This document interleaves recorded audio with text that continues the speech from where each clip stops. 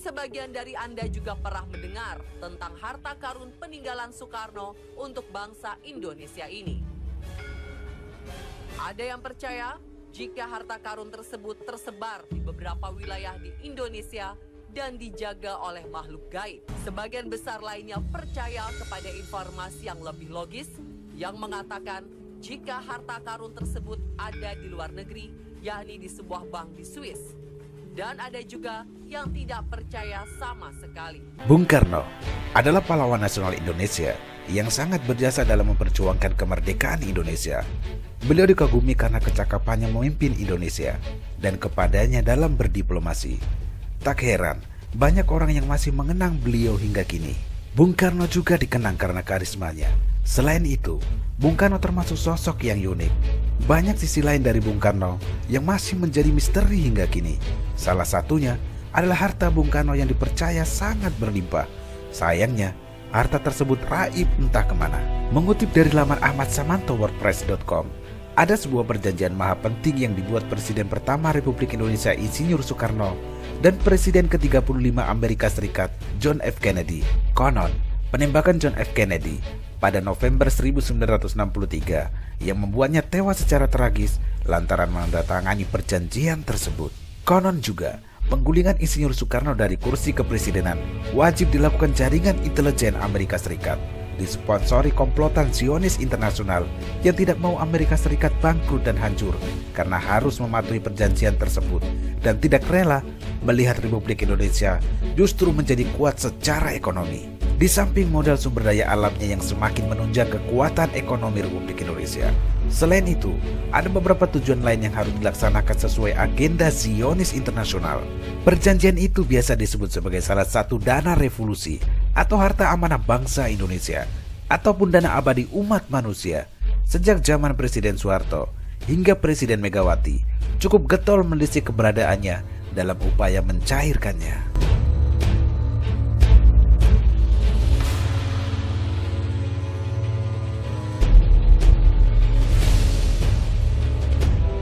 Perjanjian The Green Memorial Agreement Jenewa dibuat dan ditandatangani pada tanggal 21 November 1963 di Hotel Hilton Jenewa oleh Presiden Amerika Serikat John F. Kennedy beberapa hari sebelum dia terbunuh dan Presiden Republik Indonesia Soekarno dengan saksi tokoh negara Swiss William Fokker.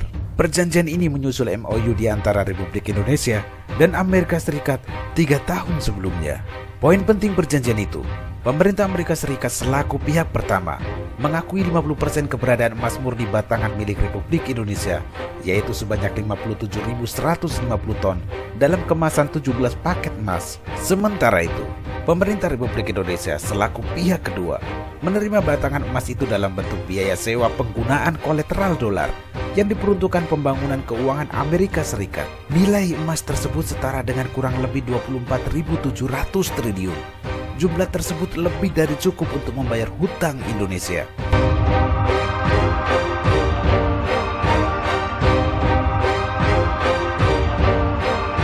Account khusus akan dibuat untuk menampung aset pencairan fee tersebut. Maksudnya, walau poin dalam perjanjian tersebut tanpa mencantumkan klausal pengambilan harta, namun ada butir pengakuan status kolateral tersebut yang bersifat sewa. Biaya yang ditetapkan dalam perjanjian itu sebesar 2,5% setiap tahun bagi siapa atau bagi negara mana saja yang menggunakannya. Biaya pembayaran sewa kolateral yang 2,5% ini dibayarkan pada sebuah akun khusus atas nama The Heritage Foundation yang pencairannya hanya boleh dilakukan oleh Bung Karno sendiri atas restu Sri Paus Vatikan. Sedang pelaksanaan operasionalnya dilakukan pemerintahan Swiss melalui United Bank of Switzerland.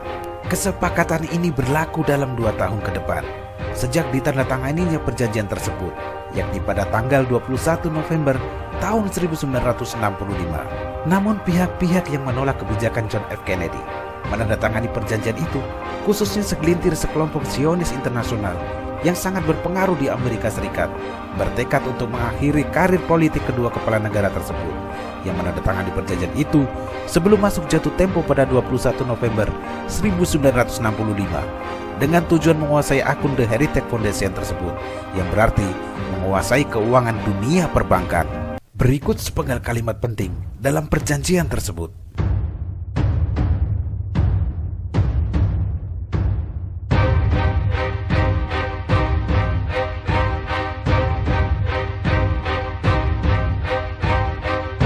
Perjanjian hitam di atas putih itu berkepala surat lambang Garuda bertinta emas di bagian atasnya dan berstempel The President of United States of America dan Switzerland of Swiss. Berbagai otoritas moneter maupun komunitaris menilai perjanjian itu sebagai fondasi kolateral ekonomi perbankan dunia hingga kini. Ada pandangan khusus para ekonom. Amerika Serikat dapat menjadi negara kaya karena dijamin hartanya rakyat Indonesia, yakni 57.150 ton emas murni milik para raja di Nusantara ini. Pandangan ini melahirkan opini bahwa negara Amerika Serikat memang berutang banyak pada Indonesia karena harta itu bukan milik pemerintah Amerika Serikat dan bukan pula milik negara Indonesia, melainkan harta raja-raja Nusantara bangsa Indonesia.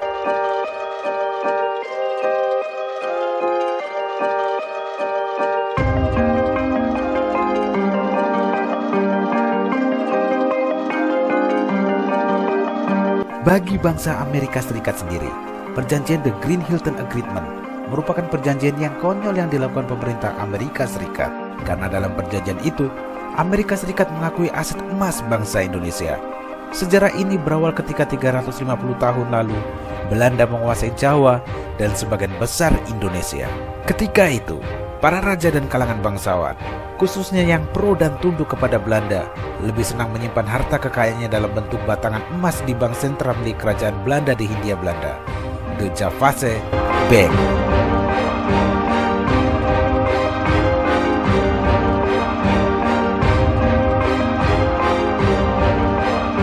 Secara diam-diam, para bankir The Javase Bank atas instruksi pemerintahnya memboyong seluruh batangan emas milik para nasabah, termasuk raja-raja dan bangsawan Nusantara ke negerinya Nederland, dengan dalih keamanannya akan lebih terjaga jika disimpan di pusat kerajaan Belanda. Waktu terus berjalan, lalu meletuslah Perang Dunia Kedua di front Eropa. Kala itu, wilayah kerajaan Belanda dicaplok pasukan Nazi Jerman. Militer Hitler dan pasukan Nazinya memboyong seluruh harta kekayaan Belanda ke Jerman. Sialnya, semua harta simpanan para raja di Nusantara yang tersimpan di bank sentral Belanda ikut digondol ke Jerman. Pada Perang Dunia Kedua, front Eropa berakhir dengan kekalahan Jerman di tangan pasukan sekutu yang dipimpin Amerika Serikat.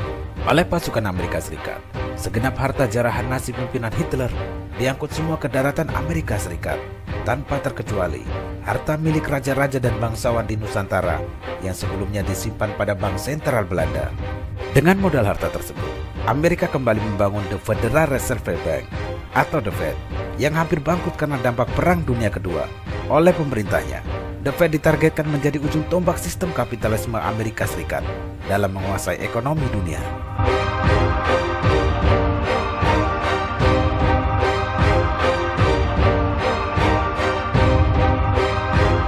Kabar tentang pencarian emas batangan oleh pasukan Amerika Serikat untuk modal membangun kembali ekonominya yang sempat terpuruk pada Perang Dunia Kedua itu didengar pula oleh Insinyur Soekarno selaku Presiden Republik Indonesia. Presiden Soekarno langsung meresponnya lewat jalur rahasia diplomatik untuk memperoleh kembali harta karun itu dengan mengutus Dr. Subandrio, Khairul Saleh, dan Yusuf Muda. Walaupun pulang mendapatkan kembali hak sebagai pemilik harta tersebut sangat kecil. Pihak Amerika Serikat dan beberapa negara sekutu saat itu selalu berdalih jika Perang Dunia masuk dalam kategori force majeure, yang artinya tidak ada kewajiban pengembalian harta tersebut oleh pihak pemenang perang. Namun, dengan kekuatan diplomasi Bung Karno, akhirnya berhasil meyakinkan para petinggi Amerika Serikat dan Eropa jika aset harta kekayaan yang diakuisisi sekutu berasal dari Indonesia dan milik rakyat Indonesia. Bung Karno menyodorkan fakta-fakta yang memastikan bahwa para ahli waris dari nasabah The Javase Bank selaku pemilik harta tersebut masih hidup. Salah satu klausul dalam perjanjian The Green Hilton Agreement tersebut adalah membagi separuh-separuh 50%-50% antara pemerintah Republik Indonesia dan Amerika Serikat beserta sekutu, dengan bonus satelit palapa dibagi gratis oleh Amerika Serikat kepada Republik Indonesia.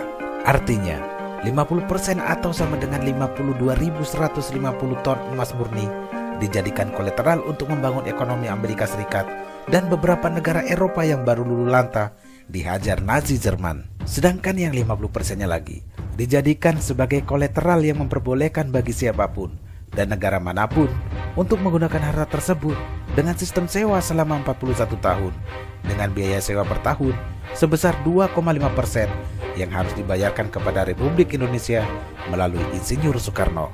Lalu, kenapa 2,5%? Karena Bung Karno ingin menerapkan aturan zakat dalam Islam.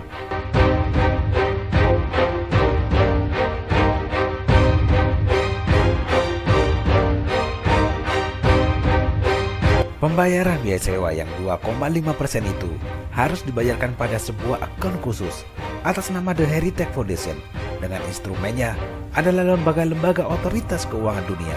Jika dihitung sejak 21 November 1965, maka jatuh tempo pembayaran biaya sewa yang harus dibayarkan kepada Republik Indonesia jatuh pada tanggal 21 November tahun 2006. Lalu, berapa besarnya? Kurang lebih 102,5% dari nilai pokok, yakni 57.150 ton emas murni, ditambah 1.428,75 ton emas murni, atau sama dengan 58.578,75 ton emas murni yang harus dibayarkan para pengguna dana kolateral adalah milik bangsa Indonesia.